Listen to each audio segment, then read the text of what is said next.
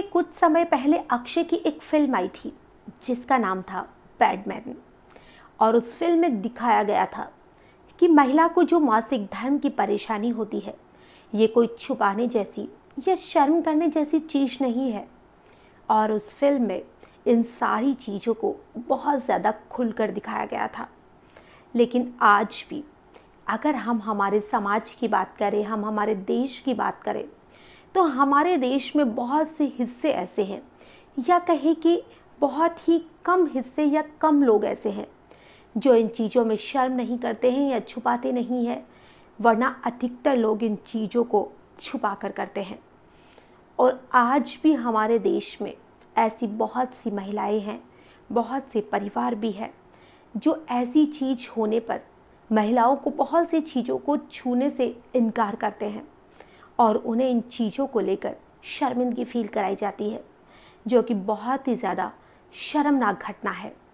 लेकिन इससे भी ज़्यादा शर्मनाक घटना आज जो मैं आपको सुनाने वाली हूँ वो है, जिसमें कि एक भाई अपनी ही बहन के जब पीरियड्स आते हैं तो वो उसे समझता है कि उसकी बहन ने किसी लड़के के साथ रिलेशन बनाया है और इस वजह से उसे ब्लीडिंग हो रही है। और वो इन सारी चीज़ों को लेकर अपनी बहन को इतना ज़्यादा मारता है, इतना ज़्यादा पीटता है कि उसकी जान चली जाती है। आज की जो घटना है वो वाकई में आज भी हमारे देश के अशिक्षित होने का पूरी तरह संदेश दे रही है। आज की जो कहानी है वो बहुत ही ज़्यादा रुलाने वाली है, बहुत ही ज़्यादा दर्दनाक घटना है। नमस्कार, आदाब, सत श्री अकाल। मैं हूं नंदिनी यादव। आज जो मैं आपको घटना बताने वाली हूं, ये घटना है मुंबई जैसे महानगर की, जहां पर मुंबई में ही एक जगह पड़ती है ठाणे और वहीं का एक मोहल्ला पड़ता है उल्लासनगर। उस मोहल्ले में 3 लोग रहते थे, जिसमें एक था महेंद्र नाम का लड़का, एक उसकी पत्नी थी और एक उसकी 12 साल की बहन थी। अब जो महेंद्र था वो सिक्योरिटी गार्ड की जॉब करता था और वो सुबह अपनी जॉब पर जाता और शाम को घर आ जाता था। और उसकी बहन 12 साल की थी, उसकी पत्नी हाउसवाइफ थी। यूं ही वक्त बीत रहा था, उसकी माँ का निधन हो चुका था और उसके पिताजी गांव में खेती बाड़ी किया करते थे। जब एक दिन जो महेंद्र है वो सुबह जब अपनी जॉब पर जाने के लिए उठा तो वो देखता है कि जो उसकी बहन है उसके कपड़ों पर कुछ खून के निशान लगे हुए हैं। तो वो अपनी बहन की तरफ देखता है और वो अपनी पत्नी से पूछता है कि इसे क्या हुआ है। तो जो उसकी पत्नी है वो अपने पति को समझाने के बजाय वो सीधा उसे कहती है कि मुझे क्या पता कहाँ मुंह काला करा के आई है, जो कि भारत का एक फेमस डायलॉग है, जो कि एक लड़की के कैरेक्टर के ऊपर थोड़ा भी सवाल आता है तो सबसे पहले औरतें यही बोलती है कि पता नहीं कहाँ मुंह काला करा के आई है। और इधर जो प्रीति थी, जो कि उसकी बहन का नाम था, उसकी भाभी ने सीधा सा कह दिया। और जब उसका भाई ये सुनता है तो उसे बहुत ज़्यादा गुस्सा आता है। ना ही वो कुछ पूछता है, ना ही कुछ कहता है, और वो सीधा अपनी बहन को एक थप्पड़ मार देता है, जो कि बेचारी ये भी नहीं जानती थी कि उसे थप्पड़ क्यों पड़ रहा है। एक 12 साल की मासूम सी बच्ची, जिसे कि उसकी भाभी को ये सारी चीज़ें समझानी चाहिए थी, सारी चीज़ें बतानी चाहिए थी कि क्या सही है क्या गलत है, इस परेशानी से कैसे छुटकारा मिल सकता है। लेकिन फिर भी उसकी भाभी ने एक माँ की भूमिका ना निभाकर एक शैतान की भूमिका निभाई और उसके भाई के कान भर दिए। अब इधर उसका भाई सुबह सुबह उसे 2-4 थप्पड़ रखता है और अपनी जॉब पर चला जाता है। और जब वो शाम को आता है तो वो देखता है कि उसकी जो बहन है उसको थोड़ा पेट में दर्द हो रहा था और आज भी उसके कपड़ों पर कुछ ब्लड के निशान थे। जब वो उसे देखता है वो ये नहीं पूछता है उसे कि उसे पेट में दर्द क्यों हो रहा है, उसे क्या दिक्कत है, वो सीधा ही उसे मारना पीटना शुरू कर देता है। अब वो 12 साल की बच्ची कुछ नहीं समझ पा रही थी कि उसे हो क्या रहा है, उसे क्यों मारा जा रहा है। लेकिन फिर भी उसका भाई कुछ भी नहीं सोचता है और वो अपनी बहन को मारता चला जाता है। फिर दूसरा दिन निकलता है और ये सारी चीज़ें फिर से होती है। जब वो सुबह उठता है तो उसकी बहन का जो बिस्तर था उस पर भी बहुत ज़्यादा खून के निशान होते हैं, और जब वो उसे देखता है तो फिर वो अपनी बहन को मारना पीटना शुरू कर देता है। अब उसकी बहन को वो चिमटे से मारता है, उसको जो डंडा हाथ आता है उससे मारता है, और उसको इतना ज़्यादा मारा जाता है कि उसकी हालत बहुत ज़्यादा ख़राब हो जाती है, यहाँ तक कि वो बेहोश हो जाती है। और जब वो बेहोश होती है तो उसका भाई और उसकी भाभी ये नहीं सोचते हैं कि इसे डॉक्टर के पास लेकर जाए, बल्कि वो ये कहते हैं कि इसने जो हरकत की है उसी की वजह से ये बेहोश हुई है।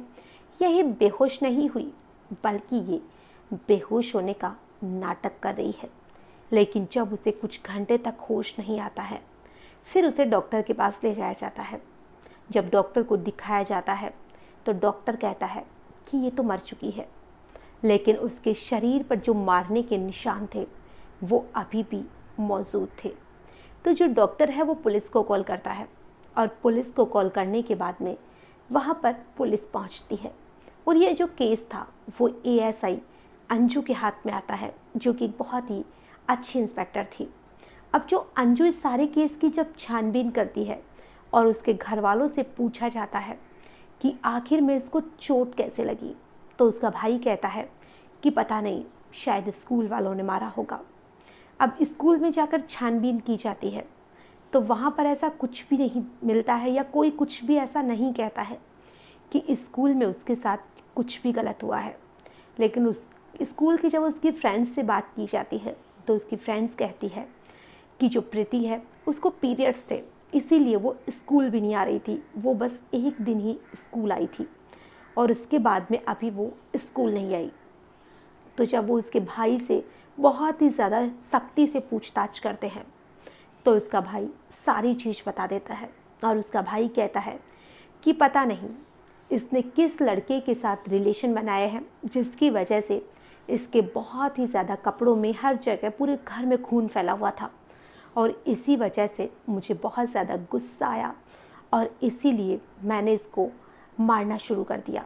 हालांकि मैं इसे जान से नहीं मारना चाहता था, लेकिन मेरा गुस्सा इतना ज़्यादा था कि मुझे पता ही नहीं चला कि मैंने इसे कब इतना ज़्यादा मारा कि इसकी मौत ही हो गई। जब ये बात इंस्पेक्टर अंजू सुनती है तो उसे बहुत गुस्सा आता है, और वो भी उसे यूं ही मारना शुरू कर देती है।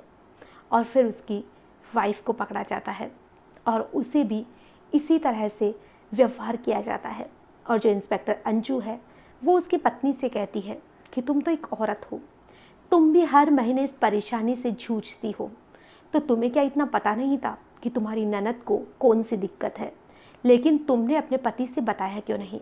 तो जो उसकी पत्नी है वो कहती है कि हाँ, मैं जानती हूँ कि जो प्रीति है उसे कौन सी परेशानी थी, लेकिन मैं अपने पति को नहीं बताना चाहती थी, क्योंकि कई बार वो मेरा कहना नहीं मानती थी, कई बार वो मुझसे लड़ती झगड़ती थी। तो मैं चाहती थी कि इन दोनों बहन भाइयों में यूं ही लड़ाई हो और इसका भाई प्रीति को मारे पीटे, जिससे कि मैं अपना बदला निकाल सकूं।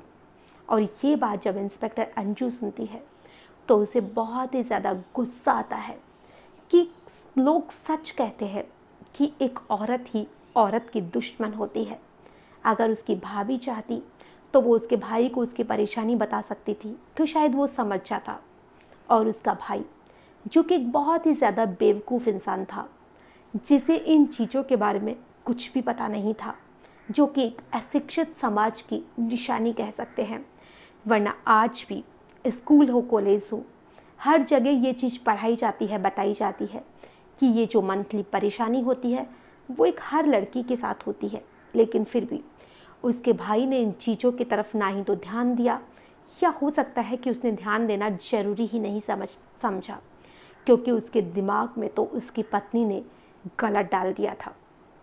आज की जो कहानी है, इसे सुनाने का हमारा उद्देश्य ना ही किसी को परेशान करना है, ना ही किसी का भी दिल दुखाना है।